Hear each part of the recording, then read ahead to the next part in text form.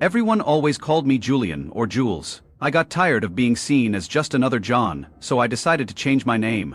Julian Lennon, the son of famous musician John Lennon, has followed in his father's footsteps and become a musician too. In a surprising and emotional interview, he shared his true feelings, saying he has a lot of anger. For years Julian kept his emotions hidden, but now he's ready to express them. Julian Lennon has been private about his feelings, but his recent words have sparked curiosity about who he dislikes. Join us as we explore the mystery of the woman he despises. Julian, a talented rock and pop musician like his father, made headlines by saying, "I despise her." While this isn't the first surprising thing Julian has said, it stands out. In a past interview he even called his father, John Lennon, a hypocrite, describing him in a negative light. John Lennon often spoke about peace and love, but he didn't show it to the people closest to him, his wife and son. This reflects a gap in his relationship with his son, Julian. Julian once expressed his dislike for someone, but it's unclear who that person is. To understand Julian's feelings, we can look at his father's relationship with Yoko Ono. When John started dating Yoko, Julian felt neglected and pushed aside. Julian felt abandoned when his father stopped contacting him and missed visits. At the same time, he saw many pictures in the media of his father being affectionate with Yoko Ono and Sean Lennon. This made Julian think he and his mother were no longer important to his dad. He grew to dislike Yoko Ono, feeling that she had taken his father away from them, which hurt him deeply. The most painful part for Julian was seeing John Lennon succeed as a global star while he felt neglected. Despite making millions, the famous person never thought of his first son, Julian Lennon. This made Julian very angry with his father and Yoko Ono. While they appeared happy and loving to the public, they showed little love to Julian. He struggled for years with the hurt of being abandoned and forgotten. Can anyone really forgive a father who leaves them to start a new family that he loves publicly, while ignoring his first family? Julian has shared in an interview that he can't stop thinking about how his father treated him and his mom badly. He said that he can't forget the tough times they went through because of his father's actions. This shows how much anger Julian feels towards his dad. To really understand what he means, we need to look at what happened at the start. Keep watching as we explain the event that caused Julian's resentment, which relates to a love story about John Lennon. Cynthia Julian Lennon was born to John Lennon and Cynthia Powell. They started their relationship in 1957 at Liverpool College of Art, but they didn't fall in love right away. They first met in a calligraphy class, and while they became friends, Cynthia felt she had to compete with John's admiration for French actress Brigitte Bardot. To get closer to him, she dyed her hair blonde to look like her. As they became closer, John asked Cynthia. Cynthia wanted to be with John, but she told him she was engaged. John got angry and yelled that he never asked her to marry him. This showed he had a bad temper. Despite this, Cynthia ignored his anger, which only got worse when they started dating. He often hit her, and in one of his songs, John admitted that he used to be cruel and would hit both men and women. He struggled to express his feelings, which led to violence. This showed that John's anger was tied to his emotional problems and often caused issues in his relationships. Cynthia was scared, but she stayed with John because she loved him. As their love deepened, John focused on his music career with the Beatles, and they started to gain popularity. In 1962, Cynthia became pregnant with their son, Julian. When she shared the news with John, he said they needed to get married. On August 23, 1962, John Lennon married his college sweetheart, Cynthia Powell, at the Mount Pleasant Register office in Liverpool, with Brian Epstein, the Beatles' manager, present. At the wedding, Paul McCartney and George Harrison from the Beatles were there as well. However, none of the parents were present. The ceremony was chaotic because a worker across the street started using a loud drill right when it began, making it hard to hear what was being said.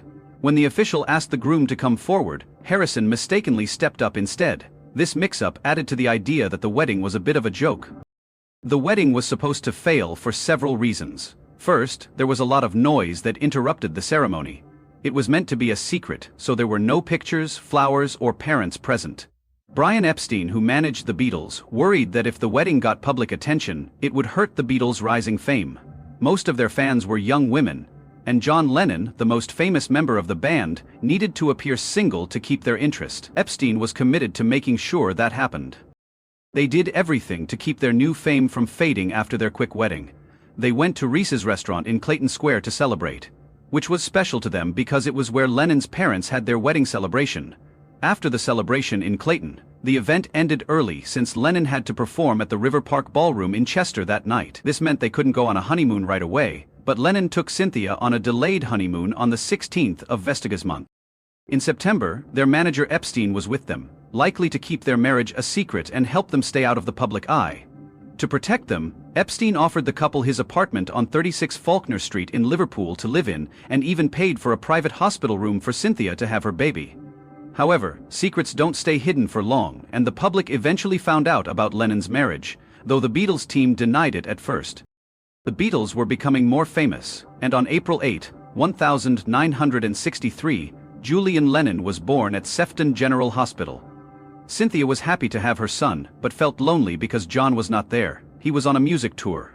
John didn't meet Julian until 3 days later. When he finally did, he was so excited and said that Julian would be a famous rock star like him. It was a joyful moment, but it didn't last long because John had to leave for a 4-day holiday in Barcelona, leaving Cynthia and Julian behind. Julian Lennon was named after his paternal grandmother, who passed away 5 years before he was born. As time went on, Cynthia saw less of her husband, John, because he was busy touring with the Beatles. She recognized that everyone has their own life to live and their own path to follow. While John traveled the world, Cynthia stayed home to raise their son, Julian. She mentioned that whenever John returned home, he was often tired and overwhelmed. John felt overwhelmed by outside pressures and just wanted to give up, leaving him with no energy for his family. Cynthia, his supportive wife, let him rest without bothering him. However, their relationship started to suffer as she saw less of him, and he began using LSD. Cynthia believed that his drug use damaged their marriage because he seemed to lose interest in her. She reflected that she could have tried to fight for their marriage before the divorce, but she knew it wouldn't help. The divorce wasn't caused by just one thing. In 1967, Cynthia was trying to take a train to Bangor with the Beatles, but she couldn't get on because the police didn't recognize her. This was because she had been keeping a low profile as Lennon's wife while he was becoming more famous. Cynthia later said that this experience made her see that their marriage was falling apart, and it ended a year later. In 1968, Cynthia came back from a vacation in Greece to find Yoko Ono at her home with John. Yoko was wearing Cynthia's bathrobe and drinking tea. Cynthia was shocked and heartbroken to discover her husband with another woman. She never thought she'd come home to this situation. This wasn't the first time she had met Yoko. They had previously met at a meditation meeting. Before this incident, Yoko had frequently called and visited John at their home. Cynthia asked John why Yoko was always around him. He told her that Yoko was just trying to get money for her art. But when Cynthia saw them together in her home, she realized her worst fears were true.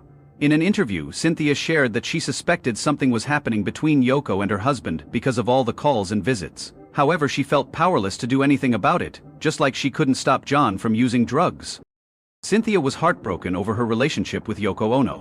While she was grieving, she received surprising news from Alexis Martis. Alexis told Cynthia that John was filing for divorce and wanted custody of their son Julian, claiming Cynthia had cheated with an Italian named Roberto Bassanini.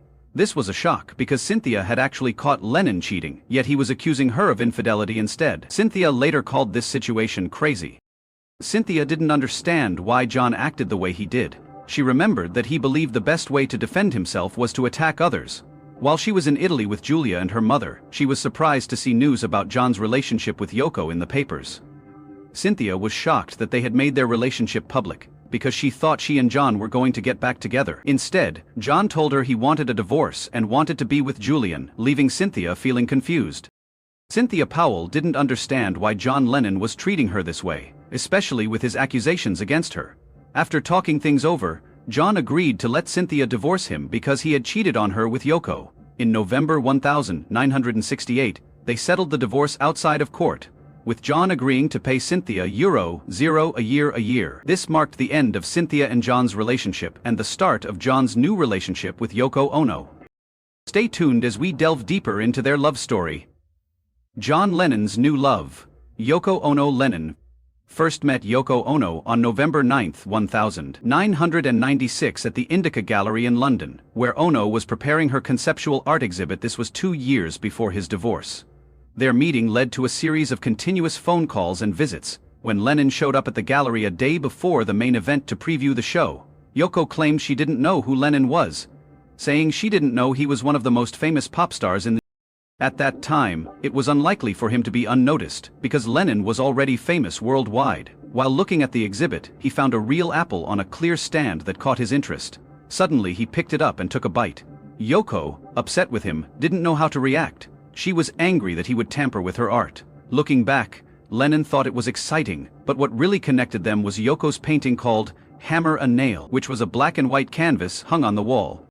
Warren Farrell and John Lennon had a conversation, where Lennon shared that he had quit his job to dedicate his time to raising his son. He felt he had neglected his older son, and didn't want to make the same mistake again. Unlike many, Julian Lennon confronted his childhood issues and managed to reconnect with his father before he died. Unfortunately, just as they were getting closer, John Lennon was shot outside his apartment in Manhattan in 1980 at the age of 40.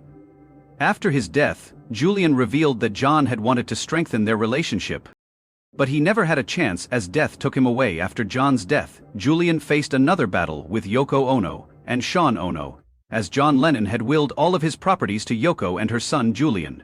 Took the case to the court and they fought for 16 years before eventually reaching an out-of-court settlement in 2006. While the settlement figure wasn't published, it was estimated to be around equal to $2 million.